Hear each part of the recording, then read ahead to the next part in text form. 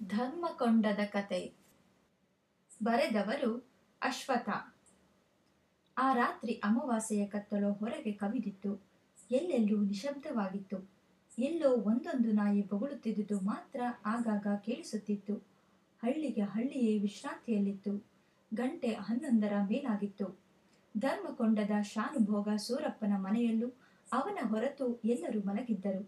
ಆದರೆ ಅವನು ತನ್ನ ಕೋಣೆಯಲ್ಲಿ ಲಾಟೀನಿನ ದೀಪದ ಮುಂದೆ ದಪ್ಪ ಪುಸ್ತಕದ ದೊಡ್ಡ ಹಾಳೆಗಳನ್ನು ಮೆಲ್ಲಗೆ ತಿರುವಿ ಹಾಕುತ್ತಾ ಲೆಕ್ಕವನ್ನು ಬರೆಯುತ್ತಿದ್ದನು. ಜಮಾಬಂದಿ ಹತ್ತಿರವಾಗಿತ್ತು. ಲೆಕ್ಕವೆಲ್ಲ ಬೇಗ ಮುಗಿಯಬೇಕಾಗಿತ್ತು. ಸೂರಪ್ಪನು ಬಹಳ ಮುತುವರ್ಜಿ ವಹಿಸಿ ಕೆಲಸ ಮಾಡುತ್ತಿದ್ದನು. ಲೆಕ್ಕವು ಅಲ್ಲಲ್ಲಿ ಗಂಟಾದಾಗ ಕೈ ಬೆರಳನ್ನು ತಲೆಯ ಕೂದಿನೊಳಗೆ ಹಾಕಿ ಕೆರೆಯುತ್ತಿದ್ದನು. ಮತ್ತೆ ಮುಂದುವರಿಸುತ್ತಿದ್ದನು. ಹಜಾರದ ದೊಡ್ಡ ಗಡಿಯಾರವು ಢಾಮ್ ಎಂದು ಅರ್ಧ ಗಂಟೆಯನ್ನು ಹೊಡೆಯಿತು. ಸೂರಪ್ಪನು ಅದನ್ನು ಗಣನೆಗೆ ತಾರದೆ ಇನ್ನೂ ಬರೆಯುತ್ತಾ ತನ್ನ ಕೆಲಸವನ್ನು ಮುಗಿಸಲು ಮಹಾಪ್ರಯತ್ನ ಮಾಡುತ್ತಿದ್ದನು. ಆದರೂ ಅವನ ಕಣ್ಣುಗಳು ಹಾಗೆ ಮುಚ್ಚಿಕೊಳ್ಳಲು ಒದ್ದಾಡುತ್ತಿದ್ದವು. ಒಂದೆರಡು ಬಾರಿ ತೂಕಡಿಕೆಯೂ ಬಂದಿದ್ದಿತು. ಬಾಗಿಲು. ಸೂರಪ್ಪನಿಗೆ ಕನಸಿನಲ್ಲಿ ಯಾರೋ ಮೆಲ್ಲನೆಯ ಧ್ವನಿಯಲ್ಲಿ ಕೂಗಿದಂತಾಯಿತು. ಅರ್ಧ ಮುಚ್ಚಿದ ಕಣ್ಣುಗಳನ್ನು ತೆರೆದು ಧ್ವನಿಯನ್ನು ಆಲಿಸಿ ಮತ್ತೆ ಕೇಳದೆ ಅದೆಲ್ಲೋ ತನ್ನ ಭ್ರಾಂತಿ ಎಂದುಕೊಂಡು ಬರವಣಿಗೆಗೆ ಗಮನವನ್ನು ತಿರುಗಿಸಿದನು. ಬಾಗಿಲು. ಮತ್ತೆ ಅದೇ ಒಳ ಧ್ವನಿಯು ಈಗ ಸ್ಪಷ್ಟವಾಗಿಯೇ ಕೇಳಿಸಿತು. ಅದರಲ್ಲೇನು ತಪ್ಪಿರಲಿಲ್ಲ. ಈ ಬಾರಿ ಅವನು ಅರೆನಿದ್ರಿಸುತ್ತಲೂ ಇರಲಿಲ್ಲ. ಸೂರಪ್ಪನು ದಿಗ್ಗನೆದ್ದು ಲಾಟಿನನ್ನು ಹಿಡಿದುಕೊಂಡು ಸದ್ದಿಲ್ಲದಂತೆ ಮುಂಗಾಲಿನ ಮೇಲೆ ನಡೆಯುತ್ತಾ ಹಜಾರವನ್ನು ದಾಟಿ ಬೀದಿಯ ಬಾಗಿಲಿಗೆ ಬಂದು ಅಗಳಿಗೆ ಕೈ ಹಾಕಿದನು. ಆ ಕ್ಷಣದಲ್ಲಿ ಅವನಿಗೆ ಕೈ ಬಳೆಗಳ ಸದ್ದು ಹೊರಗೆ ಕೇಳಿಸಿತು. ಸೂರಪ್ಪನು ಚಕಿತನಾಗಿ ಸರ್ರನೆ ಅಗಳಿಯನ್ನೆಳೆದು ಬಾಗಿಲನ್ನು ತೆರೆದನು.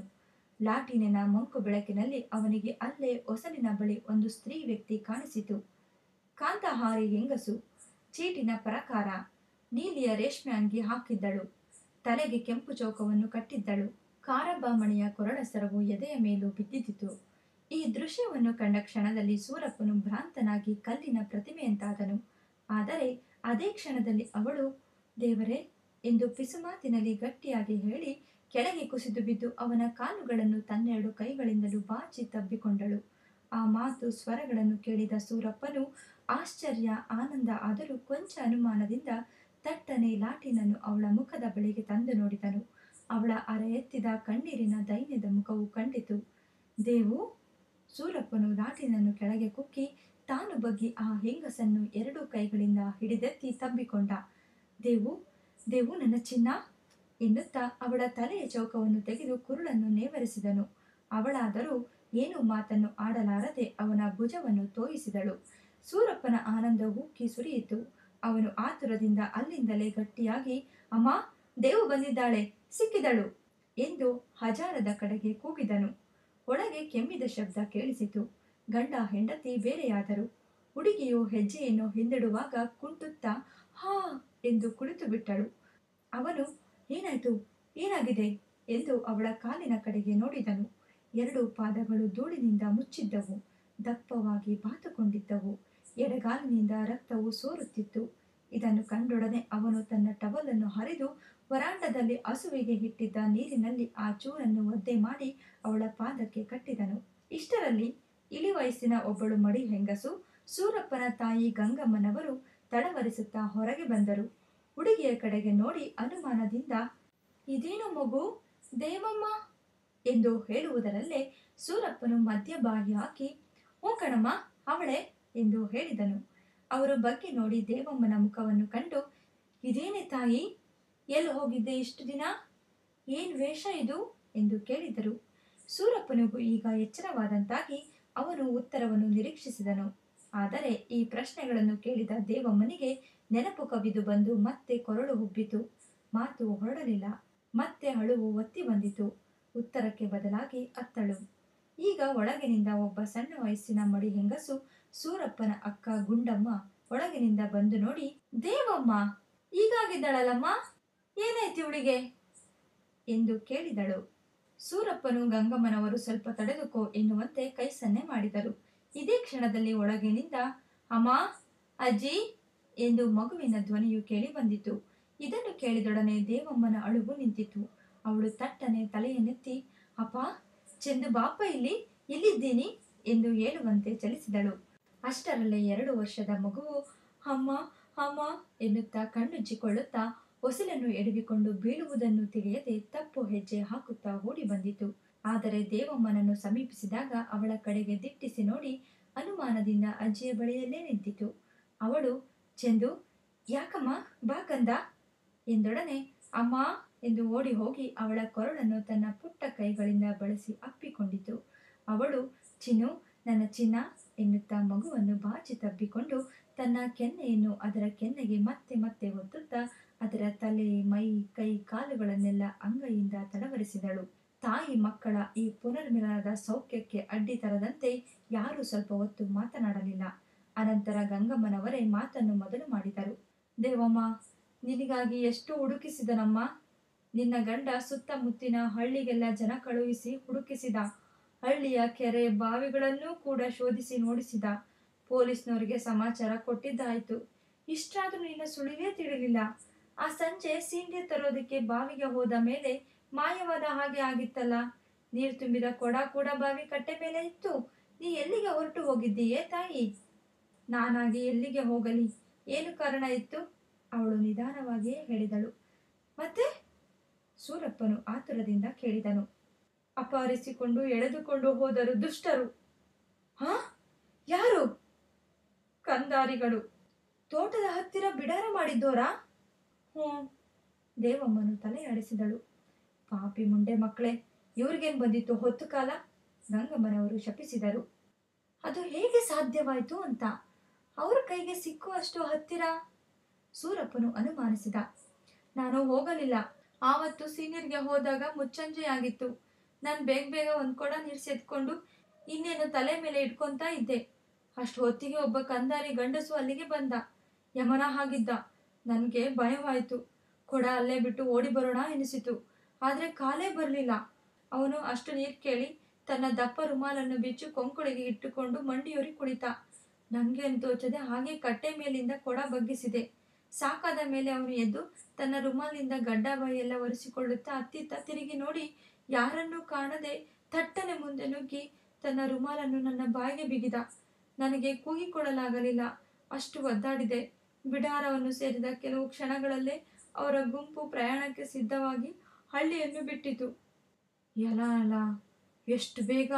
ನಾವು ಹುಡ್ಕೋದಕ್ಕೆ ಹೋಗುವ ಹೊತ್ತಿಗಾಗಲೇ ಅವರು ಎಲ್ಲೆಲ್ಲೂ ಕಂಡು ಬರಲಿಲ್ಲ. ಯಾವ ದಾರಿಯಲ್ಲೂ ಅವರು ಸಿಕ್ಕಲಿಲ್ಲ. ಎಲ್ಲೋ ಮಧ್ಯಾಹ್ನದಲ್ಲಿ ಹೋಗಿ ಬಿಟ್ಟಿರಬೇಕು.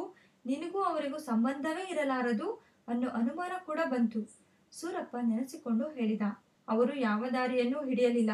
ಕಾಡು ಮೇಡುಗಳಲ್ಲೇ ರಾತ್ರಿಯೆಲ್ಲ ನಡೆದರು. ನೀನು ಅವರ ಜೊತೆಯಲ್ಲೇ ಅಲ್ಲೆಲ್ಲ ನಡೆದೆಯಾ? ಹ್ಞೂ. ಹಳ್ಳಿಯಿಂದ 1-2 ಮೈಲಿಯಷ್ಟು ಅವನು ನನ್ನನ್ನು ಹಾಗೇ ಹೊತ್ತುಕೊಂಡು ನಡೆದ. ಕಾಡಿನ ಮಧ್ಯದಲ್ಲಿ ನನ್ನ ಕಟ್ಟುಗಳನ್ನು ಬಿಚ್ಚಿ 4-6 ಜನ ಸುತ್ತುಗಟ್ಟಿ ದೊಡ್ಡ ಚಾಕುಗಳನ್ನು ತೋರಿಸುತ್ತಾ ಗಪ್ಚುಪ್ ಎಂದು ಬಹಳವಾಗಿ ಹೆದರಿಸಿ ನಡೆಯುವಂತೆ ಸನ್ನೆ ಮಾಡಿದರು. ನಾನು ಪ್ರತಿಭಟಿಸಿದ್ದರೆ, ಮೊಂಡುತನ ಮಾಡಿದ್ದರೆ ಅವರು ಕೊಂದು ಬಿಡುವುದಕ್ಕೂ ಏಸುವುದಿಲ್ಲ ಅಂತ ನನಗೆ ಖಂಡಿತವಾಯಿತು. ನನಗೆ ಸಾಯೋದಿಕ್ಕೆ ಇಷ್ಟವಿರಲಿಲ್ಲ. ಇಲ್ಲಿಗೆ ಮತ್ತೆ ಹೇಗಾದರೂ ಬರುವ ಆಸೆ ಇತ್ತು. ಏನು ಮಾಡಲಿ, ನಡೆದೆ. ಪಾಪ, ಏನು ಅನುಭವಿಸಿದೆಯಮ್ಮ? ಗಂಗಮ್ಮನವರು ಕರೆಗೆ ಹೇಳಿದರು. ದೂಡ್ತರ, ಅಲ್ಲಿ ಪೊಲೀಸ್ನವರು ಗುಮಾನಿಯ ಮೇಲೆ ಅವರನ್ನು ಹಿಡಿದಾಗಲೂ ನೀನು ಅವರೊಡನೆ ಇರಲಿಲ್ಲವಲ್ಲ? ಸೂರಪ್ಪನು ಕೋಪ ಆಶ್ಚರ್ಯಗಳಿಂದ ಕೇಳಿದ. ಅವರು ಬಹಳ ಎಚ್ಚರಿಕೆಯಿಂದ ನನ್ನ ಕೈಕಾಲು ಬಾಯಿಗಳನ್ನು ಕಟ್ಟಿ ನನ್ನನ್ನು ಯಾವುದೋ ಪೊದೆಯೊಳಗೋ ಬಂಡೆಯ ಸಂದಿಯಲ್ಲೂ ಬಚ್ಚಿಟ್ಟು ತಾವು ದೂರದಲ್ಲಿರುತ್ತಿದ್ದರು. ಭಯವೂ ತಪ್ಪಿ ಹೋಗಿ ರಾತ್ರಿ ಪ್ರಯಾಣ ಮತ್ತೆ ಮೊದಲಾಗಲೇ ನನಗೆ ಬಂದ ವಿಮೋಚನೆಯಾಗುತ್ತಿತ್ತು. ಅನ್ನ ಆಹಾರ 4 ದಿನ ಏನೂ ಇಲ್ಲದೆ ಕಳೆದೆ. ಅವರು ತಂದಿಟ್ಟಿದ್ದನ್ನು ಮುಟ್ಟಲಿಲ್ಲ. ಆದರೆ 5ನೇ ದಿನ ಹಸಿವು, ನೀರಡಿಕೆ, ನಿತ್ರಾಣ ಅಸಾಧ್ಯವಾಗಿ ತಿಂದು ಬಿಟ್ಟೆಯಾ ಆ ಮುಸಲ್ಮಾನರ ಅನ್ನ? ಗುಂಡಮ್ಮನು ಆತುರದಿಂದ ಕೇಳಿದಳು. ದೇವಮ್ಮನು ತಲೆ ತಗ್ಗಿಸಿ ಸುಮ್ಮನಿದ್ದಳು. ಬಡಪಾಯಿ ಇನ್ನೇನು ಮಾಡುತ್ತಾಳೆ? ಸೂರಪ್ಪನು ವಹಿಸಿಕೊಂಡನು. ಆದರೆ ಜಾತಿ ಮತ? ಗುಂಡಮ್ಮನು ಮುಂದುವರಿಸಿದಳು. ಇರಲಿ ಬಿಡಕ್ಕ, ಅದೇನ್ ಮಾತು ನೋಡೋಣ ಎಂದು ಅಕ್ಕನಿಗೆ ಹೇಳಿ ಸೂರಪ್ಪನು ಹೆಂಡತಿಯ ಕಡೆಗೆ ತಿರುಗಿ, ಆಮೇಲೆ ಹೇಗೆ ಬಂದೆ ಇಲ್ಲಿಗೆ ಎಂದು ಕೇಳಿದನು. ನಾವಂತೂ ನಿನ್ನ ಆಸೆನೇ ಬಿಟ್ಟು ಬಿಟ್ಟಿವಮ್ಮ, ಗಂಗಮ್ಮನವರು ಹೇಳಿದರು. 5ನೆಯ ಸಂಜೆಯ ಹೊತ್ತಿಗೆ ದೊಡ್ಡ ಊರಿನ ಹತ್ತಿರಕ್ಕೆ ಹೋದೆವು. ಚೆನ್ನಾಗಿ ರಾತ್ರಿ ಆದ ಮೇಲೆ ಊರನ್ನು ಹೊಕ್ಕೆವು. ಅನುಮಾನ ಹುಟ್ಟದ ಹಾಗೆ ಗುಂಪಿನ ಹೆಂಗಸರೆಲ್ಲ ಬುರುಕಿ ಹಾಕಿಕೊಂಡು ನನಗೂ ಒಂದನ್ನು ಹಾಕಿದರು. ಅಬ್ಬಬ್ಬಾ, ಎಂಥ ಜನ! ಆಮೇಲೆ? ಅದೇ ರಾತ್ರಿ ಬಹಳ ಹೊತ್ತಾದ ಮೇಲೆ ನನ್ನನ್ನು ಒಂದು ಮಸೀದಿಗೆ ಕರೆದುಕೊಂಡು ಹೋದರು. ಅಲ್ಲಿ ಒಬ್ಬ ಮುಲ್ಲ ನನಗೆ ಏನೋ ಮಂತ್ರ ಹೇಳುವಂತೆ ಹೇಳಿಕೊಟ್ಟ. ಅದು ಕಲ್ಮಾ ನಮಾಜ್ ಅಂತೆ. ನಾನು ಮೊದಮೊದಲು ವಿರೋಧಿಸಿ ಅದನ್ನು ಹೇಳಲಿಲ್ಲ. ಕಡೆಗೆ ಹೇಳಿಬಿಟ್ಟಿಯಾ? ಗುಂಡಮ್ಮನು ಪ್ರಶ್ನಿಸಿದಳು. ಹೇಳದಿದ್ದರೆ ಗೋಮಾಂಸವನ್ನು ಬಾಯಿಗೆ ತುರುಕಿ ಜಾತಿ ಕೆಡಿಸುವುದಾಗಿ ಹೆದರಿಸಿದರು. ಅದೇನು ಸುಳ್ಳು ಬೆದರಿಕೆ ಇಲ್ಲ. ಇನ್ನೇನ್ ಮಾಡ್ಲಿ? ಹಾಗೆ ಜಾತಿ ಕೆಡುವುದಕ್ಕಿಂತ ಅದನ್ನು ಹೇಳೋದೇ ಕಡಿಮೆಯ ಪಾಪ ಅಂತ ತಿಳಿದು ಹೇಳಿಬಿಟ್ಟೆ. ಅವರೆಲ್ಲರೂ ಸಂತೋಷಪಟ್ಟು ಇನ್ನು ನೀನು ನಮ್ಮವಳಾದೆ ಅಂದರು. ಹಾಗಾದ್ರೆ ಜಾತಿ ಹೋಯ್ತು? ಗುಂಡಮ್ಮನು ಒತ್ತಿ ಕೇಳಿದಳು. ಅದೇನೋ ಕಾಣೆ, ಅವರು ಹಾಗಂದ್ರು. ಏನು ಅನ್ಯಾಯ! ಗಂಗಮ್ಮನವರು ಗಂಭೀರವಾದರು. ಇದಕ್ಕೇನ್ ಮಾಡೋದು ದೇವ್ರೇ ಎಂದು ಸೂರಪ್ಪನು ಗಂಭೀರವಾಗಿ ಆಲೋಚಿಸತೊಡಗಿದ. ಸ್ವಲ್ಪ ಹೊತ್ತು ಇವರ ಮಧ್ಯೆ ಮಾತಿರಲಿಲ್ಲ. ದೇವಮ್ಮನು ಒಬ್ಬರ ಮುಖದಿಂದ ಇನ್ನೊಬ್ಬರ ಮುಖದ ಕಡೆಗೆ ತನ್ನ ದೈನ್ಯ ದೃಷ್ಟಿಯನ್ನು ಬೀರುತ್ತಾ ಮಗುವನ್ನು ಮತ್ತಷ್ಟು ಬಿಗಿಯಾಗಿ ಅಪ್ಪಿಕೊಳ್ಳುತ್ತಿದ್ದಳು. ಹಾಗಾದ್ರೆ ಇಷ್ಟೆಲ್ಲ ಆಯ್ತು, ಸೂರಪ್ಪನು ತನಗೆ ತಾನೇ ಗಟ್ಟಿಯಾಗಿ ಹೇಳಿಕೊಂಡ. ಅಷ್ಟಕ್ಕೆ ಮುಗಿಯಲಿಲ್ಲ ನನ್ನ ಗತಿ. ನಿಂತಿದ್ದ ಕಣ್ಣೀರು ಮತ್ತೆ ಹರಿಯತೊಡಗಿತು. ಇನ್ನೂ ಇದೆಯೇ? ಹಾ? ಹ್ಞೂ, ಹೇಗೆ ತಪ್ಪಿಸಿಕೊಂಡು ಬಂದೆ? ಸೂರಪ್ಪನು ಭಯ ಆವೇಶಗಳಿಂದ ಕೇಳಿದ. ನಾವು ಮುಸಲ್ಮಾನನೊಬ್ಬನ ಮನೆಯಲ್ಲಿ ಉಳಿದುಕೊಂಡೆವು. ಆ ರಾತ್ರಿಯಲ್ಲಿ ನಡೆದ ಮಾತುಕತೆಯಿಂದ ಆ ಕಂದಾರಿಗಳು ನನ್ನನ್ನು ಆ ಮನೆಯವನಿಗೆ ಮದುವೆಗೋಸ್ಕರ ಮಾರಿದರೆಂದು ತಿಳಿಯಿತು. ಹಾ? ಹಾಗೇ ಇತ್ತು. ಮಾರನೇ ದಿನ ಒಬ್ಬ ಕಾಜಿ ಬಂದ. ನನಗೆ ನಿಖಾ ಆಗುವುದಾಗಿ ಕಂದಾರಿಗಳು ತಿಳಿಸಿದರು. ನಾನು ಬೇಡವೆಂದು ಅಂಗಲಾಚಿ ಬೇಡ್ಕೊಂಡೆ. ಅವರು ಕೇಳಿಲ್ಲ. ನನ್ನ ಎದೆ ಒಡೆಯುವಂತೆ ಅಳು ಬಂತು. ಅತ್ತೆ, ಅವ್ರ ಮನಸ್ಸು ಬೇರೆ ಕರಗಲಿಲ್ಲ. ಕಡೆಗೆ ಕೋಪದಿಂದ ಮಂಡುತನ ಮಾಡಿ ವಿರೋಧಿಸಿದೆ. ಅವರೇ ಬಗ್ಗುವರು. ಮೊದಲು ಪುಲಾಯಿಸಿ ನೋಡಿದರು, ಪ್ರಯೋಜನವಾಗಲಿಲ್ಲ. ಏನೇನೋ ಆಶಯ ತೋರಿಸಿದರು. ನಾನು ಒಪ್ಕೊಳ್ಳಿಲ್ಲ. ಆಮೇಲೆ ಬೆದರಿಸಿದ್ರು. ಹಬ್ಬಬ್ಬ, ಎಂತೆಂಥ ಬೆದರಿಕೆ! ಇಲ್ಲಿ ಹೇಳಲಾರೆ. ಆದರೆ ನನ್ನ ಸಾವಿಗೆ ಸಿದ್ಧಳಾಗಿದ್ದು ಅವನ್ನೆಲ್ಲ ನಿರ್ಲಕ್ಷಿಸಿದೆ. ಕಡೆಗೆ ಅವರು ಬಲಾತ್ಕಾರದಿಂದ ಕಾಜೆಯ ಕೆಲಸವನ್ನು ನೆರವೇರಿಸಿದರು. ಮದುವೆಯೂ ಆಗಿ ಹೋಯ್ತೆ? ಗುಂಡಮ್ಮನು ಚುಚ್ಚಿ ಕೇಳಿದಳು. ಹ್ಞೂ, ಹೊರಾಚಾರ. ರಾಮ್ ರಾಮ. ಗಂಗಮ್ಮನವರು ನಿಟ್ಟುಸಿರನ್ನು ಬಿಟ್ಟರು. ಸೂರಪ್ಪನ ಬಾಯಿ ಕಟ್ಟಿ ಹೋಗಿತ್ತು. ದೇವಮ್ಮನು ಮಾತನ್ನು ಮುಂದುವರೆಸಿದಳು. ನನ್ನ ಹಠವನ್ನು ನೋಡಿದ ಮನೆಯವನು ನಾನು ಸರಿಯಾಗುವವರೆಗೂ ಅವರಿಗೆ ಹಣ ಕೊಡೋದಿಲ್ಲ, ಅವರು ಅಲ್ಲಿಯ ತನಕ ಅಲ್ಲೇ ಇರಬೇಕು ಅಂತ ಹೇಳಿದ. ಅವರು ತಮ್ಮ ಕೆಲಸ ಆಯಿತು, ಮುಂದೆ ಅವನೇ ನನ್ನನ್ನು ಹೇಗೆ ಬೇಕಾದರೂ ಸರಿ ಮಾಡಿಕೋಬೇಕು, ಹಣ ಕೊಟ್ಟು ಬಿಡಬೇಕು ಅಂತ ಕೇಳಿದರು. ವ್ಯಾಜ್ಯಕ್ಕೆ ಮೊದಲಾಯಿತು. ಆಗ ನಾನು ಇವರೇನಾದರೂ ಇವನು ಹೇಳಿದ ಹಾಗೆ ಇದ್ದು ಬಿಟ್ರೆ ನನಗೆ ಉಳಿಗಾಲವಿಲ್ಲ ಅಂತ ಯೋಚಿಸಿಕೊಂಡು ಹಠಕ್ಕಿಂತ ಉಪಾಯ ಮಾಡಿ ತಪ್ಪಿಸ್ಕೋಬೇಕು ಅಂತ ನಿಶ್ಚಯ ಮಾಡಿದೆ. ನನ್ನ ಗತಿಗೆ ಹೊಂದಿಕೊಂಡವಳ ಹಾಗೆ ನಟಿಸಿ ನಾನು ಸರಿಯಾಗಿರುವುದಾಗಿ ಒಪ್ಪಿಕೊಂಡೆ. ಇದನ್ನು ಕಂಡು ಅವನಿಗೂ ಅವರಿಗೂ ಸಂತೋಷವಾಯಿತು. ಅವರು ಹಣವನ್ನು ತೆಗೆದುಕೊಂಡು ಹೋದರು. ಅವನಲ್ಲಿ ಪ್ರೇಮವನ್ನು ನಟಿಸಿದೆ. ಅವನನ್ನು ಆನಂದಪಡಿಸಿದೆ. ನನ್ನಲ್ಲಿ ನಂಬಿಕೆ ಹುಟ್ಟಿಸಿದೆ. ನನ್ನ ಬಗ್ಗೆ ಧೈರ್ಯ ಹುಟ್ಟಿಸಿದೆ. ಸಂಜೆಯಲ್ಲಿ ಹೊರಗಾಗಿರುವುದಾಗಿ ತಿಳಿಸಿ ಆ ದಿನ ಮಾರನೇ ದಿನ ಎರಡನ್ನೂ ಕಳೆದೆ. ಮೂರನೆಯ ರಾತ್ರಿ ಅವನು ಶಂಕೆ ಪಡದೆ ಮಲಗಿದ್ದಾಗ ತಪ್ಪಿಸಿಕೊಂಡೆ. ದಿನವೆಲ್ಲ ಹವಿತಿದ್ದು ರಾತ್ರಿಯಲ್ಲಿ ಬೆಂಗಳೂರು ಹರಿಹರದ ರಸ್ತೆಗೆ ಹತ್ತಿರವಾಗಿ ಹೊಲಗಳಲ್ಲೇ ನಡೆದು ನಡೆದು ದಾರಿ ಪತ್ತೆ ಮಾಡಿಕೊಂಡು ಬಂದೆ. ಎಂಥ ಸಾಹಸ ನಿಂದು! ಗಂಗಮ್ಮನವರು ಆಶ್ಚರ್ಯಪಟ್ಟರು. ಅಂತೂ ಬಂದೇ ಅಲ್ಲ ಮತ್ತೆ, ಸೂರಪ್ಪನು ತೃಪ್ತಿಯಿಂದ ಹೇಳಿದನು. ಆದ್ರೇನು, ಜಾತಿ ಕೆಟ್ಟು ಹೋಗಿದ್ದಾಳಲ್ಲ? ಗುಂಡಮ್ಮನು ಆಕ್ಷೇಪಿಸಿದಳು. ಅಕ್ಕ, ಸೂರಪ್ಪನು ಕಠಿಣವಾಗಿ ಹೇಳಿದನು. ಇರೋದು ಹೇಳಿದೆ ಕಣೋ, ಅದಕ್ಕೇನು?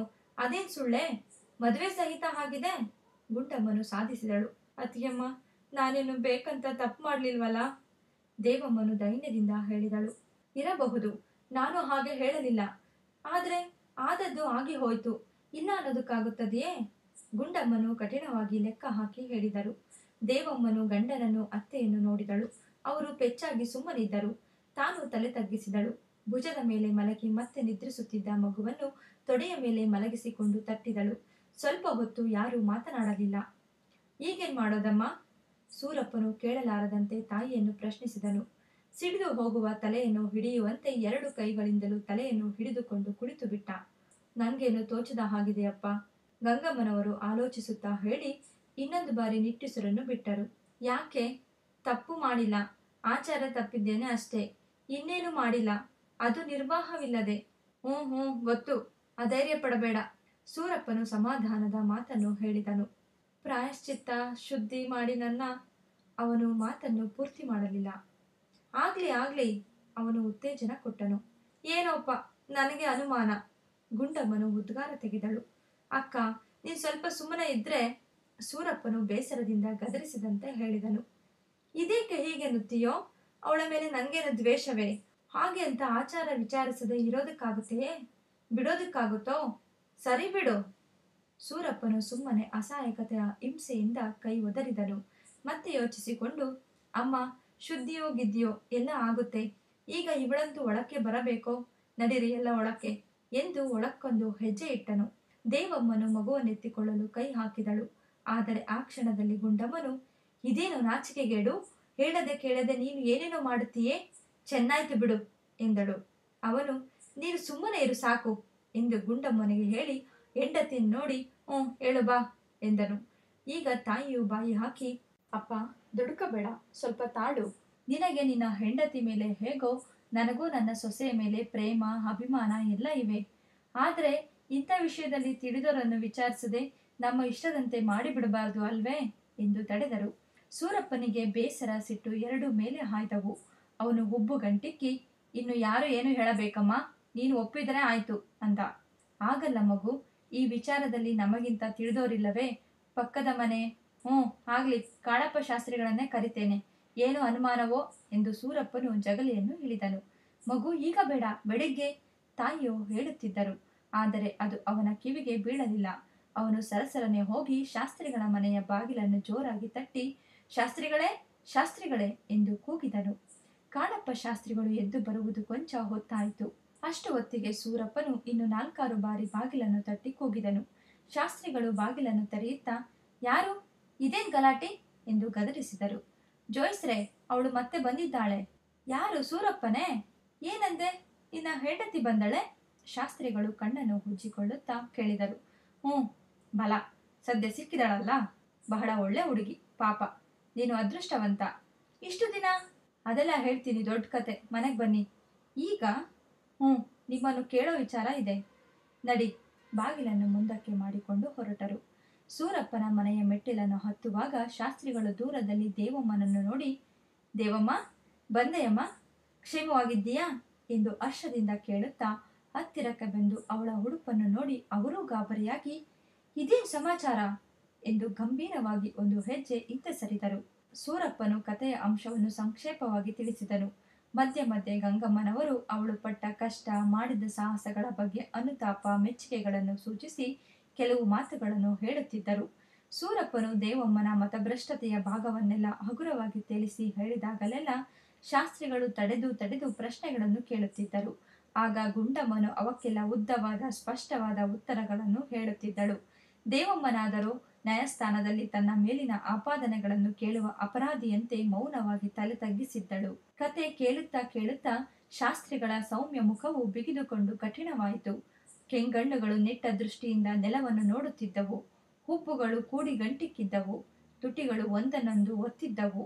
ಜೋಯಿಸರು ಕಷ್ಟದಲ್ಲಿ ಸಿಕ್ಕಿದವರಂತೆ ತೀಕ್ಷ್ಣವಾಗಿ ಯೋಚಿಸುತ್ತಿದ್ದರು. ಕಥೆಯು ಮುಗಿಸಿದರೂ ಮುಂದಿನ ವಿಷಯವು ಚರ್ಚೆಗೆ ಬರಲಿಲ್ಲ. ಸೂರಪ್ಪನು ಗಂಗಮ್ಮನವರು ಶಾಸ್ತ್ರಿಗಳ ರೀತಿಯನ್ನು ನೋಡಿ ಈ ಮಾತೆತ್ತುವುದಕ್ಕೆ ಭಯಪಡುತ್ತಿದ್ದರು. ಗುಂಡಮ್ಮನೇನೋ ಆತುರಳಾಗಿದ್ದಳು.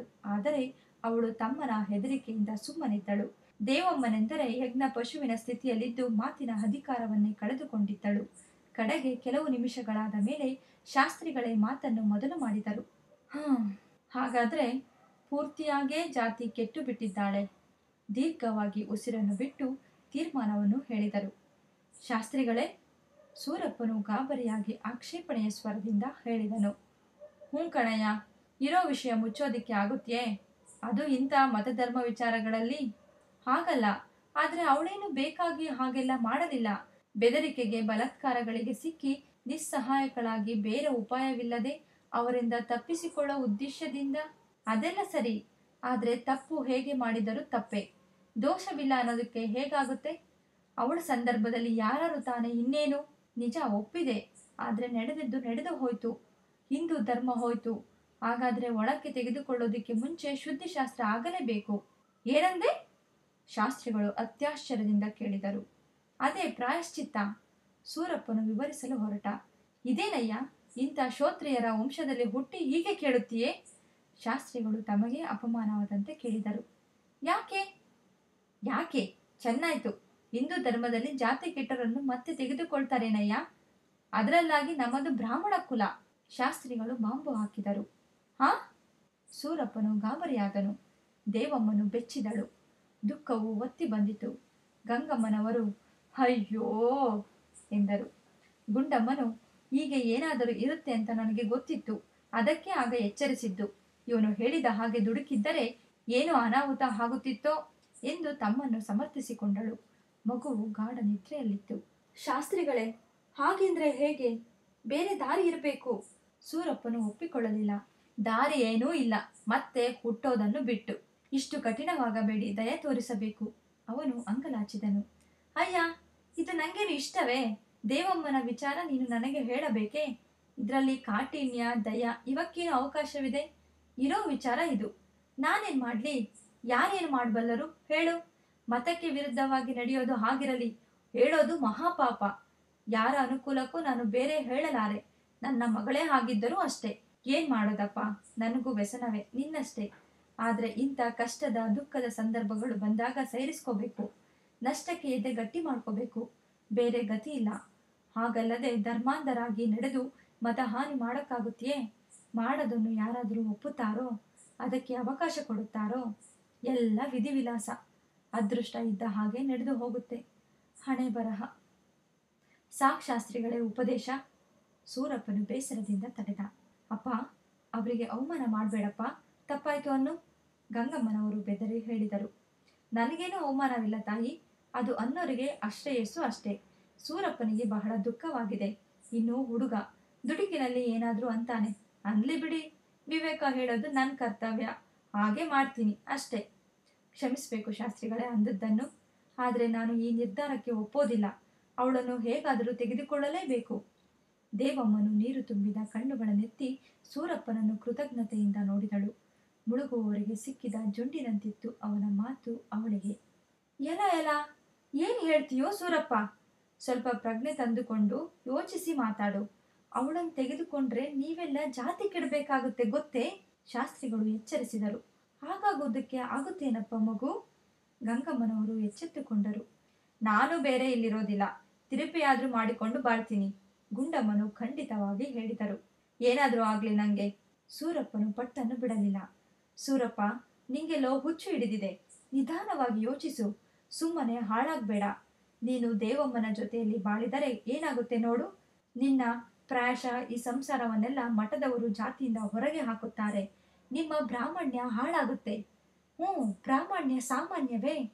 ಎಷ್ಟೋ ಸಾವಿರ ಜನ್ಮಗಳಲ್ಲಿ ಒಂದು ಬಾರಿ ಬ್ರಾಹ್ಮಣನಾಗಿ ಹುಟ್ಟೋದು ತಿಳಿತೆ? ಅದನ್ನು ಕಳೆದುಕೊಂಡು ಚಂಡಾಲನಾಗುತ್ತೀಯೇ? ಇಲ್ಲಿ ನಿನ್ನನ್ನು ಯಾರು ಇರಗೊಡಿಸುವುದಿಲ್ಲ. ಮನೆ, ಮಠ, ಭೂಮಿ, ಕಾಣಿ, ಊರು, ಕೇರಿ ಎಲ್ಲ ಬಿಟ್ಟು ಹೋಗಬೇಕು. ಅಷ್ಟೇ ಅಲ್ಲ, ಇಂಥ ಸದಂಶಕ್ಕೆ ಕಳಂಕ ತಂದು ನಿರ್ಮೂಲ ಮಾಡಿದ ಅಪಕೀರ್ತಿ ಎಂದೆಂದಿಗೂ ನಿನ್ನದಾಗುತ್ತೆ. ಒಟ್ಟು ಇಲ್ಲಿಯ ಜನಕ್ಕೆ ಹೀನಾಯವಾಗುತ್ತೆ. ಅದು ಹೋಗ್ಲಿ ಅಂದ್ರೆ ನಿಮ್ಮ ವಂಶವನ್ನಾದ್ರೂ ಜ್ಞಾಪಿಸ್ಕೋ. ಅಷ್ಟು ಪುರಾತನ ಕಾಲದಿಂದ ನಡೆದುಕೊಂಡು ಬಂದ ವಂಶ. ನಿಮ್ಮ ಪೂರ್ವಜರು ಎಷ್ಟು ಜನ ಇರಬೇಕು? ಅಂತ ಶ್ರೇಷ್ಠ ಬ್ರಾಹ್ಮಣರು ಮಹರ್ಷಿ ಭಾರದ್ವಾಜ ಗೋತ್ರದವರು. ಆಚಾರವಂತರು, ಕೀರ್ತಿವಂತರು.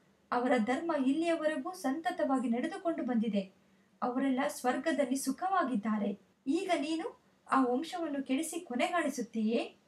ಹಾಗೆ ಮಾಡಿದರೆ ಮಹಾಯಜ್ಞ ಮಾಡುತ್ತಾ ಹವಿಸ್ಸನ್ನು ನಾಯಿಗೆ ಇಟ್ಟ ಹಾಗೆ ಆಗುತ್ತೆ. ನಿನ್ನ ಯೋಗ್ಯತೆ ಏನಾಯ್ತು? ನಿಂಗೆ ಏನು ಶಿಕ್ಷೆ ಆಗುತ್ತೆ ಯೋಚಿಸಿಕೋ. ಎಲ್ಲ ಯಾತಕ್ಕಾಗಿ? ಕೇವಲ ಒಂದು ಹೆಣ್ಣು ಜೀವಕ್ಕಾಗಿ. ಹಾಗೆಂದರೆ ಅದನ್ನು ಕಡೆಗಣಿಸಬೇಕು ಅಂತ ಹೇಳೋದಿಲ್ಲ. ಮನುಷ್ಯ ಮಾತ್ರಕ್ಕೆ ಸಾಧ್ಯವಾಗಿ ಧರ್ಮ ವಿರುದ್ಧವಾಗಿರದೇ ಇದ್ದಾಗಲೇ ಅದನ್ನು ರಕ್ಷಿಸಲೇಬೇಕು. ಆದ್ರೆ ಹೀಗೆ ವಿಧಿ ಇಲ್ಲದೆ ಬಂದಾಗ ಏನ್ ಮಾಡೋದು? ಅದಕ್ಕಾಗಿ ಅಷ್ಟೊಂದು ಪಾಪದ ಹೊರೆ ಹೊತ್ಕೊಳ್ಳೋದು, ಕಷ್ಟ ಪರಂಪರೆಗೆ ಒಳಗಾಗೋದು ಸರಿಯೇ? ನ್ಯಾಯಸಮ್ಮತವೇ? ಹೆಚ್ಚು ಯಾವುದು ಅಂತ ನೋಡಿ ಅದಕ್ಕೆ ಪ್ರಾಮುಖ್ಯತೆ ಕೊಡಬೇಡವೇ? ಇಂಥ ಸಂದರ್ಭದಲ್ಲಿ ಹೆಂಡತಿ ಅನ್ನೋ ವ್ಯಾಮೋಹ ಬಿಡಬೇಡವೇ? ಯೋಚಿಸು, ನಿನ್ಗೆ ಗೊತ್ತಾಗುತ್ತೆ. ಮೊದಲಾಗಿ ದೀರ್ಘವಾಗಿ ಉಪದೇಶಿಸಿದರು. ಇದರ ಪರಿಣಾಮ ಮೊದಲು ಗಂಗಮ್ಮನವರ ಮೇಲಾದದ್ದು ಕಂಡಿತು. ಅವರು, ಮಗು, ಶಾಸ್ತ್ರಿಗಳ ಮಾತನ್ನು ವಿಚಾರಕ್ಕೆ ತೆಗೆದುಕೋಬೇಕಪ್ಪ, ಹಠ ಹಿಡಿಯಬೇಡ ಎಂದು ಶಾಸ್ತ್ರಿಗಳಿಗೆ ಒತ್ತಾಸೆ ಕೊಟ್ಟರು. ಇಲ್ಲಿಯವರೆಗೆ ಅನುತಾಪ ತೋರಿಸುತ್ತಾ ಆಸೆ ಹುಟ್ಟಿಸುತ್ತಿದ್ದ ಅತ್ತೆಯೂ ಹೀಗೆ ಮಾರ್ಪಟ್ಟಿದ್ದು ದೇವಮ್ಮನಿಗೆ ತನ್ನ ಊರುಗೋಲೊಂದು ಬಿದ್ದು ಹೋದಂತಾಯ್ತು. ಅವಳು ಅಯ್ಯೋ ಎಂದುಕೊಂಡು ಬಾಯಿಗೆ ಕೈಗೊಟ್ಟು ಉಕ್ಕಿ ಬರುವ ದುಃಖವನ್ನು ತಡೆಯುತ್ತಿದ್ದಳು. ತಾಯಿಯ ಮಾತನ್ನು ಕೇಳಿದ ಮೇಲೂ ಕೊಂಚ ಕಾಲ ಸೂರಪ್ಪನು ನಿಶ್ಚೇಷ್ಟಿತನಾಗಿ ಕಲ್ಲಿನ ಪ್ರತಿಮೆಯಂತೆ ನಿಂತಿದ್ದನು. ಕಡೆಗೆ ಇನ್ನೇನ್ ಮಾಡೋದಮ್ಮ ಎಂದು ಕ್ಷೀಣ ಸ್ವರದಲ್ಲಿ ಕೇಳಿದನು. ತಾನು ನಂಬಿದ್ದ ಗಂಡನೊಬ್ಬನು ಹೀಗೆ ಅನಿರ್ಧಾರದ ಮಾತನ್ನು ಹೇಳಿದಾಗ ಆ ಬಡ ಹುಡುಗಿಗೆ ಬರಸಿಡಿಲು ಬಡಿದಂತಾಯಿತು. ನೀರಿನಲ್ಲಿ ಬಿದ್ದಿದ್ದರೂ ಇಲ್ಲಿಯವರೆಗೆ ಈ ಜೊಂಟನ್ನು ಹಿಡಿದು ಅವಳು ಒದ್ದಾಡುತ್ತಿದ್ದಳು. ಈಗ ಇದು ಕಿತ್ತು ಹೋಗಿ ಅವಳು ನಡು ಪ್ರವಾಹದ ರಭಸಕ್ಕೆ ಸಿಕ್ಕಿದಳು. ತನ್ನ ದುಃಖದಲ್ಲಿ ದಿಕ್ಕೇ ತೋಚದೆ ಹುಚ್ಚಳಂತಾಗಿ ಆರ್ತಸ್ವರದಿಂದ ಕೈ ಬಿಡಬೇಡಿ, ಕಾಪಾಡಿ ಎಂದು ಅವರ ಕಡೆಗೆ ಕೈ ನೀಡಿದಳು. ಅವನು ತನ್ನ ಕೈ ಕೊಡುತ್ತಾ, ಛೇ, ಇದೆಂತ ಸಂಕಟ ಬಂತಲ್ಲ ಎಂದು ಒದರಿದ. ಕೆಟ್ಟೋಳಂತೂ ಕೆಟ್ಲು, ಅಲ್ಲೇ ಆದ್ರೂ ಸರಿ ಹೋಗಿಸಿಕೊಂಡಿದ್ದರೆ ಈ ಫಜೀತಿಯಾದರೂ ಯಾರಿಗೂ ಇರ್ತಾ ಇರಲಿಲ್ಲ, ಗುಂಡಮ್ಮನು ನಿರ್ದಾಕ್ಷಿಣ್ಯವಾಗಿ ಹೇಳಿದಳು. ಅತ್ತಿಗೆಮ್ಮ, ದೇವಮ್ಮನು ಶೂಲದಿಂದ ಎದೆ ಇರಿಯಲ್ಪಟ್ಟ ಪ್ರಾಣಿಯಂತೆ ಹೇಳಿದಳು. ಆಗ ನೀನು ಒಂದು ದಾರಿ ಹತ್ತಬಹುದಾಗಿತ್ತು. ಈಗ ನೋಡು, ನಾನು ನಿಷ್ಠುರವಾಗಿ ಹೇಳ್ತೀನಿ ಅಂತ ನೊಂದ್ಕೋಬೇಡ. ನಮ್ಮಲ್ಲಿ ಜಾತಿ ಕೆಟ್ಟವ್ರಿಗೆ ಇರೋದು ಎರಡೇ, ಹೊಸ ಜಾತಿಲೇ ಇರೋದು, ಇಲ್ಲ ಸಾಯೋದು.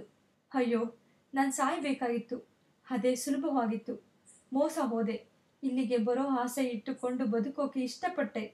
ಅದಕ್ಕಾಗಿ ಮಾಡಬಾರ್ದನ್ನೆಲ್ಲ ಮಾಡಿದೆ, ಸಹಿಸಿದೆ. ಅಯ್ಯೋ, ದೇವಮ್ಮನು ಗೋಳಾಡಿದಳು. ಸುಮ್ಮನೆ ಇರಬಾರದೇನೆ ಗುಂಡಿ? ಹೀಗೆ ಕಠಿಣವಾಗಿ ಹೇಳಿ ಯಾಕೆ ನೋಯಿಸ್ತೀಯ ಅವಳನ್ನು ಪಾಪ? ಏನಾದರೂ ಒಂದು ಸಮಾಧಾನದ ಏರ್ಪಾಡಿಗೆ ಬರೋಣ. ಗಂಗಮ್ಮನು ಏನನ್ನು ಯೋಚಿಸಿಕೊಂಡು ಹೇಳಿದರು. ಕೊಂದ ಮೇಲೆ ಒಳ್ಳೆ ಸಮಾಧಾನ. ಸೂರಪ್ಪನು ತಿರಸ್ಕಾರದಿಂದ ಹೇಳಿದನು. ಅಪ್ಪ, ಅದೃಷ್ಟ ಕೆಟ್ಟಾಗ ಬೇಕಾದ್ದು ಮಾಡೋದಿಕ್ಕೆ ಸಾಧ್ಯವೇ ಹೇಳು? ಈಗೆಲ್ಲ ಆಡಬೇಕಾಗತ್ತೆ, ಬೇಡವಾದ್ದನ್ನೆಲ್ಲ ಮಾಡಬೇಕಾಗತ್ತೆ. ನನ್ನ ಎದೆಯು ಬೆಂದು ಹೋಗ್ತಾ ಇದೆ ಗೊತ್ತೇ? ನಿನಗೆ ಹೆಂಡತಿ ಆದ್ರೆ ನನಗೆ ಸೊಸೆ ಅಲ್ವೇ? ಒಬ್ಳೇ ಸೊಸೆ.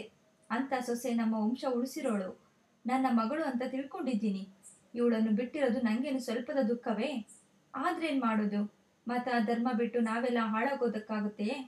ಅದಕ್ಕೆ ತಲೆ ತಗ್ಗಿಸಲೇಬೇಕು, ಬೇಕಾದ್ರೆ ತಲೆನೂ ಕೊಡ್ಬೇಕು, ಅದೇ ಶ್ರೇಯಸ್ಸು. ಗಂಗಮ್ಮನವರು ಖಿನ್ನರಾಗಿ ಹೇಳಿದರು. ನ್ಯಾಯವಾದ ಮಾತುಗಳು. ಶಾಸ್ತ್ರಿಗಳು ತಲೆದೂಗಿದರು. ಏನ್ ನ್ಯಾಯವೋ, ಏನ್ ಧರ್ಮವೋ, ಏನ್ ಮತವೋ ನನಗೆ ಒಂದು ತಿಳಿಯೋ ಹಾಗಿಲ್ಲ. ನನ್ನ ಬುದ್ಧಿಯೇ ಕೆಟ್ಟು ಹೋಗಿದೆ. ಏನ್ ಬೇಕಾದ್ರೂ ಮಾಡಿ, ನನ್ನಿಂದ ಮಾಡಿಸ್ಕೊಳ್ಳಿ. ಧರ್ಮ ಕರ್ಮ ಎಲ್ಲ ನಿಮ್ಮದು. ದೇವರು ನೋಡಿಕೊಳ್ಳಲಿ ನ್ಯಾಯವನ್ನು. ಅವನೇ ದಯ ಇಡಬೇಕು ನಮ್ಮ ಮೇಲೆ. ಸೂರಪ್ಪನು ನಿಸ್ಸಹಾಯಕನಾಗಿ ನುಡಿದು ಸುಮ್ಮನಾದನು. ಶಾಸ್ತ್ರಿಗಳೇ, ನಿಮ್ಗೆ ಯಾವ ದಾರಿಯೂ ಹೊಳೆಯೋದಿಲ್ಲವೇ? ಗಂಗಮ್ಮನವರು ಕೇಳಿದರು. ಕಠಿಣವಾಗಿ ಹೇಳಿದರೂ ಗುಂಡಮ್ಮ ಒಂದು ದಾರಿಯೇನೋ ತೋರಿಸಿದ್ದಾಳೆ. ಏನು? ಅಲ್ಲಿಗೆ ಹೋಗಿ ಬಾಳೋದೆ? ಶಿವ, ನಿಮಗೆ ಹೇಳುವುದಕ್ಕಾದರೂ ಮನಸ್ಸು ಹೇಗೆ ಬರುತ್ತೆ? ಎಂದಿಗಾದರೂ ಹೋದೆನೆ? ದೇವಮ್ಮನು ತಾಳ್ಮೆ ಮೀರಿ ಕೂಗಿಕೊಂಡಳು. ಬರೀ ಹುಚ್ಚು. ಸೂರಪ್ಪನು ರೇಗಿದನು. ಹೋಗ್ಬೇಕು ಅಂತಲ್ಲ ನಾ ಹೇಳಿದ್ದು. ಸಾಧ್ಯವಾದ ದಾರಿ ಒಂದನ್ನು ಸೂಚಿಸಿದೆ ಅಷ್ಟೇ. ಇನ್ನೇನ್ ಮಾಡಬಹುದು? ಯಾರಾದ್ರೂ ಹೇಳಿ ಮತ್ತೆ. ಶಾಸ್ತ್ರಿಗಳು ತಿದ್ದಿಕೊಂಡು ತಮ್ಮ ಸರದಿಯಲ್ಲಿ ಸಿಟ್ಟಾದರು. ಶಾಸ್ತ್ರಿಗಳೇ, ಇವಳು ಇಲ್ಲೇ ಬೇರೆ ಇರೋ ಹಾಗೆ ಏರ್ಪಾಡು ಮಾಡಿದರೋ? ಗಂಗಮ್ಮನವರು ತಮ್ಮ ಯೋಚನೆಯನ್ನು ಹೇಳಿದರು. ಅದು ಒಂದು ದಾರಿಯೇ. ಆದ್ರೆ ಇಲ್ಲಿ ಮುಸಲ್ಮಾನರು ಯಾರೂ ಇಲ್ಲ. ಇವಳೇ ಬೇರೆಯ ಕಡೆ ಬೇರೆಯ ಬೀದಿಯಲ್ಲಿ ಇರಬೇಕಾಗುತ್ತೆ. ಶಾಸ್ತ್ರಿಗಳು ಯೋಚಿಸುತ್ತಾ ಸಮ್ಮತಿಸುತ್ತಾ ನಿಧಾನವಾಗಿ ಹೇಳಿದರು. ಏನು? ಬೇರೆ ನಾನೊಬ್ಬಳೇ? ನಿಮ್ಮನ್ನು ಬಿಟ್ಟು, ಈ ಕಂದನನ್ನು ಬಿಟ್ಟು ಈ ಹಾಳು ಬಾಳನ್ನು ಸಾಗಿಸಲೇ? ಬೇಡಿ. ಮತ್ತೆ ನಿಮ್ಮ ಮನೆಗೆ ಸೇರೋದಿಕ್ಕೆ ಆಗದೇ ಇದ್ದರೆ ನಿಮ್ಮ ಸೇವಕಳಾಗಿ ಆದರೂ ಇಟ್ಟುಕೊಳ್ಳಿ. ಇಲ್ಲೇ ಹೊರಗೆ ಇರ್ತೀನಿ. ಗಂಡನನ್ನು ದೈನ್ಯದಿಂದ ಬೇಡಿಕೊಂಡಳು. ಉತ್ತರಕ್ಕಾಗಿ ಸೂರಪ್ಪನು ಗಂಗಮ್ಮನವರು ಶಾಸ್ತ್ರಿಗಳ ಮುಖವನ್ನು ನೋಡಿದರು. ಅದು ಹೇಗಾದೀತು ಗಂಗಮ್ಮನವರೇ? ಮುಸಲ್ಮಾನರು ಮ್ಲೇಚ್ಛರು ಮನೆಯ ಸುತ್ತ ಸುಳಿದಾಡ್ತಾ ಇದ್ರೆ ಏನು ಆಚಾರ ಉಳಿಯುತ್ತೆ ಹೇಳಿ? ಈ ಬೀದಿಯವರಾದ್ರೂ ಒಪ್ತಾರೋ? ಎಂದಿಗೂ ಇಲ್ಲ. ಶಾಸ್ತ್ರಿಗಳು ಖಂಡಿತವಾಗಿ ಹೇಳಿದರು. ಅಯ್ಯೋ, ಹಾಗದು ನನ್ ಬಿಡಬೇಡಿ. ಹಾಗೆ ಬಾಳಲಾರೆ. ನಂಗೆ ತವರಿಲ್ಲ. ಎಲ್ಲರನ್ನೂ ಕಳೆದುಕೊಂಡ ಅನಾಥೆ. ನೀವೇ ಗತಿ. ದೇವಮ್ಮನು ತೊಡೆಯ ಮೇಲೆ ಮಲಗಿದ್ದ ಮಗುವಿದ್ದಂತೆಯೇ ತೆವಳಿಕೊಂಡು ಗಂಡನ ಕಡೆಗೆ ಸರಿದು ಕೈ ಜೋಡಿಸಿದಳು. ಏನ್ ಮಾಡು ಅಂತೀಯ? ನಿನ್ಗಂತೂ ಇಲ್ಲಿ ಸ್ಥಳ ಇಲ್ಲ ಅನ್ನೋದು ಖಂಡಿತವಾಯ್ತು. ನಾನು ನಿನ್ನ ಜೊತೆಲಿ ಬರ್ಲೇನು? ನಡಿ. ಹಾಗೆ ಆಗ್ಲಿ. ಈ ಹಾಳು ಜಾತಿ ಮತ ಧರ್ಮ ಆಚಾರ ಮಾನವತೆಗೆ ಅವಕಾಶ ಕೊಡದ ಈ ಗೊಂದಲವೆಲ್ಲ ಹಾಳಾಗಿ ಹೋಗಲಿ. ಯಾರಿಗ್ ಬೇಕು? ಏನ್ ಬೇಕಾದ್ರೂ ಆಗ್ಲಿ, ನಾನು ಎಲ್ಲಕ್ಕೂ ಸಿದ್ಧ. ಸೂರಪ್ಪನು ಕಿರಿಚಿಕೊಂಡನು. ಅಪ್ಪ, ಮಗು, ಇದೇನು ಸ್ವಲ್ಪವೂ ಪರಿಜ್ಞಾನವಿಲ್ಲದೆ ಮಾತನಾಡುತ್ತಿದ್ದೀಯೇ? ಗಂಗಮ್ಮನವರು ಗಾಬರಿಯಾದರು. ಅವನಿಗೇನೋ ಹುಚ್ಚೆ ಹಿಡಿದಿದೆ, ಹೀಗಾಡ್ತಿದ್ದಾನೆ. ಗುಂಡಮ್ಮನು ಗದರಿಸಿಕೊಂಡಳು. ಇನ್ನ ನಿಮ್ಮ ಪಾಡು. ನಾನು ಹೇಳಿದ್ದಾಯ್ತು.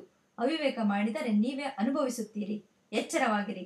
ಶಾಸ್ತ್ರಿಗಳು ಸಿಟ್ಟಾಗಿ ನಿಲ್ಲದೆ ಹೊರಟೇ ಹೋದರು. ಗಂಗಮ್ಮನವರು ಕೂಗಿದರೂ ಪ್ರಯೋಜನವಾಗಲಿಲ್ಲ. ಇವನ ಅವಿವೇಕವನ್ನೆಲ್ಲ ಅವರು ಯಾಕೆ ಸೇರಿಸಿಕೊಂಡು ಇಲ್ಲಿರುತ್ತಾರೆ? ಹೋದರು, ಇನ್ನು ಇವನು ಸರ್ವನಾಶ ಮಾಡುತ್ತಾನೆ. ದೇವರೇ ಕಾಪಾಡಬೇಕು. ಗುಂಡಮ್ಮನು ಆಕ್ರೋಶದಿಂದ ಹೇಳಿದರು. ಸ್ವಲ್ಪ ಹೊತ್ತು ಎಲ್ಲರೂ ಸುಮ್ಮನಿದ್ದರು, ಯೋಚಿಸುತ್ತಿದ್ದರು. ಅನಂತರ ಗಂಗಮ್ಮನವರು ಸೊಸೆಯ ಕಡೆಗೆ ತಿರುಗಿ, ಅಮ್ಮ, ನೀನು ಆಗಲೇ ಒಂದ್ಸಾರಿ ನಮ್ಮ ವಂಶವನ್ನು ಉಳಿಸಿದ್ದೀಯಾ. ಆದರೆ ಈಗ ಅದಕ್ಕಿಂತ ಹೆಚ್ಚಾದ ರೀತಿಯಲ್ಲಿ ಎರಡನೇ ಸಾರಿ ಅದನ್ನು ನೀನೇ ಉಳಿಸೋ ಕಾಲ ಬಂದಿದೆ. ನನ್ನ ಮಗನಂತೂ ನೀ ಹೇಳಿದ ಹಾಗೇ ಕೇಳ್ತಾನೆ. ನ್ಯಾಯವಿರಬಹುದು, ಆದರೆ ನೀನು ನಿನ್ನ ವಂಶಕ್ಕೆ ಯಾವುದು ಯೋಗ್ಯ ಅಂತ ಯೋಚಿಸ್ಬೇಕು. ದೊಡ್ಡ ದುರದೃಷ್ಟ ನಿನ್ನನ್ನು ಕವಿದುಕೊಂಡಿದೆ ನಿಜ. ಅದರ ನಿವಾರಣೆಗೆ ನಮಗೆ ಸಾಧ್ಯವಾದದ್ದನ್ನೆಲ್ಲ ಮಾಡಬೇಕು ಅನ್ನೋದು ನಮ್ಮಿಷ್ಟ. ಆದರೆ ನಿಂಗೆ ಸಂತೋಷವಾಗುವಷ್ಟು, ನಿನ್ನ ಜೀವನ ಸುಖ ಆಗುವಷ್ಟು ಮಾಡೋದು ನಮ್ಮ ಸ್ಥಿತಿಯಲ್ಲಿ ಆಗೋದಿಲ್ಲ ಅನ್ನೋ ವ್ಯಸನ ನಮ್ಮನ್ನೆಲ್ಲ ತುಂಬಿದೆ. ಆದ್ರೇನು, ನಾವು ಅಸಹಾಯಕರು, ನಿರ್ಬಂಧಕ್ಕೆ ಸಿಕ್ಕಿದ್ದೀವಿ. ನೀನೇ ನೋಡು ಹೇಗಿದೆ ಅಂತ. ನಿನ್ನ ದುರದೃಷ್ಟವನ್ನು ಈ ಮನೆ ಮೇಲೂ ಹಾಕೋದು ಸರಿಯೇ? ನಿನ್ನ ಕಳೆದುಕೊಂಡ ದುಃಖವೇ ಅದಕ್ಕೆ ಸಾಲದೆ? ಈಗ ನೀನು ಸಹಾಯವಾಗಿ ನಮ್ಮನ್ನು ಉಳಿಸಬೇಕು. ನಾನು ಕೇಳ್ತಾ ಇರೋದು ಬಲು ದೊಡ್ಡದು, ನಂಗೆ ಗೊತ್ತು. ನಾನು ಹೆಂಡತಿಯಾಗಿ ತಾಯಿಯಾಗಿ ಬಾಳಿದೋಳೆ. ಆದರೆ ನಿನ್ನ ಎದೆಯೂ ದೊಡ್ಡದೆ. ನನ್ನ ಈ ಬೇಡಿಕೆಯನ್ನು ನಡೆಸಿಕೊಟ್ಟು ಪುಣ್ಯ ಕಟ್ಟಿಕೋ. ನನ್ನ ಏರ್ಪಾಡಿಗೆ ಒಪ್ಪಿಕೋ. ಆದಷ್ಟು ನಿನಗೆ ಅನ್ಯಾಯವಾಗದ ಹಾಗೆ ನೋಡ್ಕೊತೇವೆ. ನಮ್ಮ ಮನೆ ಉಳಿಸಿದ ದೇವತೆ ಅಂತ ನಿನ್ನ ಹೆಸರಿನಲ್ಲಿ ದೀಪ ಹಚ್ಚಿಡ್ತೇವೆ. ನಿನ್ನ ವಂಶವನ್ನು ನೀನೇ ಕಾಪಾಡಬೇಕು ಎಂದು ಕೇಳಿಕೊಂಡರು. ಗಂಗಮ್ಮನವರ ಮಾತನ್ನು ಕೇಳಿ ಎಲ್ಲರೂ ಸ್ತಬ್ಧರಾದರು. ದೇವಮ್ಮ ಅಳುವುದನ್ನು ನಿಲ್ಲಿಸಿ ತೀಕ್ಷ್ಣವಾಗಿ ಯೋಚಿಸತೊಡಗಿದಳು. ಕೆಲವು ನಿಮಿಷಗಳು ಕಳೆದವು. ಗಂಗಮ್ಮನವರು, ಒಪ್ಕೊಳ್ತೀಯ ತಾಯಿ ಎಂದು ಕೇಳಿದರು. ಹಾ, ಒಪ್ಕೊಂಡು ಉದ್ಧಾರ ಮಾಡಮ್ಮ. ಅಯ್ಯೋ, ಹೇಗೆ ಒಪ್ಕೊಳ್ಳಿ? ಬಿಡು, ಬೇಡ, ಸೂರಪ್ಪನು ಹೇಳಿದನು. ಇಲ್ಲ ಇಲ್ಲ, ಈ ಮನೆ ಹಾಳಾಗಬಾರ್ದು. ಆಗ್ಲಿ, ಹೇಗಾದ್ರೂ ಆಗ್ಲಿ, ನನ್ನ ಗತಿ. ದೇವಮ್ಮನು ನಿರಾಶಳಾಗಿ ಒಪ್ಪಿಬಿಟ್ಟಳು. ಎಲೆ ಹುಚ್ಚಿ, ಇದೇನು ನಿನ್ನ ಆತ್ಮಹತ್ಯ? ನಾ ಹೇಗೆ ಒಪ್ಲಿ ಇದಕ್ಕೆ? ಸೂರಪ್ಪನು ಆಶ್ಚರ್ಯ ಖೇದಗಳಿಂದ ಹೇಳಿದನು. ಬೇರೆ ಮಾಡೋ ಹಾಗಿಲ್ಲ. ದೇವಮ್ಮನು ನಿರ್ಧಾರವನ್ನು ಹೇಳಿದಳು. ತಾಯಿ, ನೀನೇ ನಮ್ಮ ಮನೆ ದೇವರಮ್ಮ. ದೇವ್ರು ನಿನಗೆ ಒಳ್ಳೇದು ಮಾಡಲಿ. ಗಂಗಮ್ಮನವರು ಹೇಳಿ ಸಮಾಧಾನ ಹೊಂದಿದರು. ಸದ್ಯ ಅನಾಚಾರ ಹೇಗೋ ತಪ್ಪಿತಲ್ಲ. ಗುಂಡಮ್ಮನು ತೃಪ್ತಿ ಹೊಂದಿದಳು. ನೋಡೋಣ. ಸೂರಪ್ಪನು ಅನಿಶ್ಚಯದಿಂದ ಸುಮ್ಮನಾದನು. ಗಂಟೆ 2 ಆಗಿತ್ತು. ಮಲಗುವ ಪ್ರಯತ್ನ ನಡೆಯಿತು. ದೇವಮ್ಮನು ಆ ರಾತ್ರಿ ಹೊರಗೆ ಮುಟ್ಟಾದವರ ಹೊರ ಕೋಣೆಯಲ್ಲಿ ಮಲಗಬೇಕೆಂದು ನಿಶ್ಚಯವಾಯಿತು. ಗಂಗಮ್ಮನವರು, ಬಟ್ಟೆ ಬಿಚ್ಚಿ ಮಗು ಕೊಡು ಎಂದರು. ದೇವಮ್ಮನು, ಇಲ್ಲ, ಹೇಗಿದ್ರೂ ನನ್ನ ಬಳಿ ಬಂದಿದೆ. ಈ ಒಂದು ರಾತ್ರಿ ನನ್ನ ಹತ್ತಿರದಲ್ಲೇ ಇರಲಿ ಎಂದು ಬೇಡಿಕೊಂಡಳು. ಒಪ್ಪಿಗೆ ಸಿಕ್ಕಿತು. ಗಂಗಮ್ಮನವರು ಚಾಪೆ, ಹಳೆಯ ಸೀರೆ, ಕಂಬಳಿಯನ್ನು ಕೊಟ್ಟರು. ದೇವಮ್ಮನು ಮಗುವನ್ನು ಮಲಗಿಸಿಕೊಂಡು ಮಲಗಿದ ಮೇಲೆ ಉಳಿದವರು ಒಳಗೆ ಮಲಗಿದರು. ದೇವಮ್ಮನಿಗೆ ನಿದ್ದೆ ಹೇಗೆ ಹತ್ತಿತು? ಯೋಚನೆಗಳು ಅವಳನ್ನು ಬಾಧಿಸುತ್ತಿದ್ದವು. ತನ್ನ ಹಿಂದಿನ ಜೀವನವೆಲ್ಲ ಅವಳ ಕಣ್ಣು ಮುಂದೆ ಹಾಯ್ದಿತು. ಆಗ ತಾನೇ ನಡೆದಿದ್ದ ಮಾತುಕತೆಗಳು ಮತ್ತೊಮ್ಮೆ ಮನದಲ್ಲಿ ಹರಿದವು. ಅವಳು ದೀರ್ಘವಾಗಿ ನಿಟ್ಟುಸಿರೊಂದನ್ನು ಬಿಟ್ಟಳು. ಚಳಿಯ ಗಾಳಿ ಬೀಸಿತು. ಮಗುವು ನಡುಗಿತು. ಅವಳು ಕಂಬಳಿಯನ್ನು ಜೋಡಿಸಿದ್ದ ಸೀರೆಯನ್ನು ಸರಿಮಾಡಿ ಹೊತ್ತಿಸಿ ಮಗುವನ್ನು ತನ್ನ ಎದೆಯ ಕಡೆಗೆ ಸರಿಸಿಕೊಂಡಳು. ಹಾಗೆ ಆ ಸೀರೆಯ ನೆನಪು ಬಂತು. ಅದು ತನ್ನ ಗಂಡನು ತನಗೆ ಮೊದಲ ಸಾರಿ ಆರಿಸಿ ತಂದು ಕೊಟ್ಟಿದ್ದುದು. ಅದನ್ನು ಅವಳು ಹುಟ್ಟಾಗಲೆಲ್ಲ ಅವನು ಬಹಳವಾಗಿ ಮೆಚ್ಚಿಕೊಳ್ಳುತ್ತಿದ್ದನು. ಅವನು ಯಾವಾಗಲೂ ಹಾಗೆಯೇ. ಅವಳನ್ನು ಕಂಡರೆ ಹುಚ್ಚನಂತಾಗುತ್ತಿದ್ದನು. ಈಗಲೂ ಹಾಗೆ ಅಲ್ಲವೇ? ಹ್ಞೂ, ಆ ಹುಚ್ಚಿಗೆ ಇನ್ನು ಆಸ್ಪದ ಕೊಡದಂತೆ ಮಾಡಬೇಕು. ನಿಜ, ಆ ಕಂಬಳಿಯು, ಅದನ್ನು ನಿಷೇಕದಲ್ಲಿ ತಂದೆಯವರು ಕೊಟ್ಟಿದ್ದರು. ಈಗ ತಂದೆಯವರಿದ್ದರೆ, ತಾಯಿ ಇದ್ದರೆ, ಅವರು ಹೀಗೆ ದೂರ ಮಾಡುತ್ತಿದ್ದರೆ ಎಂದಿಗೂ ಏನೋ, ಯಾರಿಗೆ ಗೊತ್ತು? ಮತದ ಪ್ರಭಾವ ಎಲ್ಲೆಲ್ಲಿವರೆಗೆ ಹೋಗುವುದು? ಅದೇಕೆ ಯೋಚನೆ? ಅವರೇ ಇಲ್ಲದಾಗ ಆ ಕಂಬಳಿ ಎಷ್ಟು ಸುಖವನ್ನು ಕಂಡಿದ್ದಿತು. ಒಂದು ಬಾರಿ ಕಳ್ಳರು ಮನೆಗೆ ಬಿದ್ದಾಗ ಬಾಕಿಯದರ ಜೊತೆಗೆ ಆ ಕಂಬಳಿಯನ್ನೂ ಹೊತ್ತುಕೊಂಡು ಹೋಗಿದ್ದರು. ಆದರೆ ಅದು ಪತ್ತೆಯಾಯಿತು. ಉಣ್ಣೆಗೆ ದೋಷವಿಲ್ಲ ಎಂದು ಬಿಸಿಲಿಗೆ ಹಾಕಿ ಇವರು ಮತ್ತೆ ಉಪಯೋಗಿಸಿದರು. ಪುಣ್ಯಶಾಲಿ ಕಂಬಳಿ. ಆಹಾ, ಈ ಕಂಬಳಿಗಿಂತ ತಾನು ಕಡೆಯಾದೆನಲ್ಲ. ಹೀಗೆ ಒಂದರಿಂದ ಒಂದು ವಿಷಯಕ್ಕೆ ಹಾರುತ್ತಾ ಯೋಚಿಸುತ್ತಿದ್ದಳು. ಗಡಿಯಾರವು 3 ಗಂಟೆಯನ್ನು ಹೊಡೆಯಿತು. ಅವಳು ದಿಗ್ಗನೆದ್ದು ಕುಳಿತು ಹೊತ್ತಾಯ್ತು ಎಂದುಕೊಂಡಳು. ಶಬ್ದಕ್ಕಾಗಿ ಆಲಿಸಿದಳು. ಎಲ್ಲೆಲ್ಲೂ ನಿಶಬ್ದವಾಗಿತ್ತು. ಒದ್ದಿಕೆಯನ್ನು ಇನ್ನೊಂದು ಮಡಿಕೆ ಜೋಡಿಸಿ ಮಗುವಿಗೆ ಚೆನ್ನಾಗಿ ಹೊದಿಸಿದಳು. ಅದರ ತಲೆ ಸವರಿದಳು. ಮೃದುವಾಗಿ ಮುತ್ತಿಟ್ಟಳು. ತಲೆ ಎತ್ತಿದಾಗ ಅವಳ ಕಣ್ಣೀರಿನ ಬಿಸಿ ಹನಿಯೊಂದು ಅದರ ಕೆನ್ನೆಯ ಮೇಲೆ ಬಿದ್ದಿತು. ಅದನ್ನು ಮೆಲ್ಲನೆ ಒರೆಸಿದಳು. ಕಂದ, ನಿನ್ನನ್ನು ದೇವರೇ ನೋಡಿಕೊಳ್ಳಲಿ ಎನ್ನುತ್ತಾ ಮೇಲೆದ್ದು ಮತ್ತೆ ಬಗ್ಗಿ ತಲೆ ಸವರಿ ಕೋಣೆಯ ಬಾಗಿಲನ್ನು ಹಾಕಿಕೊಂಡು ಹೊರಬಿದ್ದಳು. ಅವಳು ಮೆಟ್ಟಲನ್ನಿಳಿಯುತ್ತಿರುವಾಗ ಅಲ್ಲೇ ವರಾಂಡದಲ್ಲಿ ನಿಂತಿದ್ದ ಹಸುವು ಶಬ್ದ ಮಾಡಿತು. ಅವಳು ಅದರ ಬಳಿಗೆ ಹೋಗಿ ನೀರನ್ನು ಹತ್ತಿರಕ್ಕಿಟ್ಟು ಮೈದಡವಿದಳು. ಅನಂತರ ಹಿಂತಿರುಗಿ ಬಂದು ಮತ್ತೆ ಮೆಟ್ಟಿಲನ್ನಿಳಿದು ಕುಂಟುತ್ತಾ ಹೊರಟು ಹೋದಳು. ಮಾರನೇ ದಿನ ಬೆಳಿಗ್ಗೆ ಧರ್ಮಕೊಂಡದಲ್ಲಿ ಗದ್ದಲವೋ ಗದ್ದಲ. ಹಳ್ಳಿಯ ಹೊರಗಿನ ಸಿಹಿ ನೀರಿನ ಬಾವಿಯಲ್ಲಿ ದೇವಮ್ಮನ ಹೆಣ ಸಿಕ್ಕಿತು. ಅವಳ ವಿಷಯವೋ ಹಳ್ಳಿಗೆಲ್ಲ ಗೊತ್ತಾಯಿತು. ಎಲ್ಲರ ಬಾಯಲ್ಲೂ ಅವಳದೇ ಮಾತು. ಸೂರಪ್ಪನು ತಲೆಯನ್ನು ನೆಲಕ್ಕೆ ಬಡಿದುಕೊಳ್ಳುತ್ತಾ ಗೋಳಾಡುತ್ತಿದ್ದನು. ಅನೇಕ ಬಾರಿ ತಾನೂ ಪ್ರಾಣ ಕಳೆದುಕೊಳ್ಳುವುದಾಗಿ ಓಡಲು ಪ್ರಯತ್ನಿಸುತ್ತಿದ್ದನು. ಇತರರು ಅನೇಕರು ಹಿಡಿದುಕೊಂಡು ಸಮಾಧಾನ ಹೇಳುತ್ತಿದ್ದರು.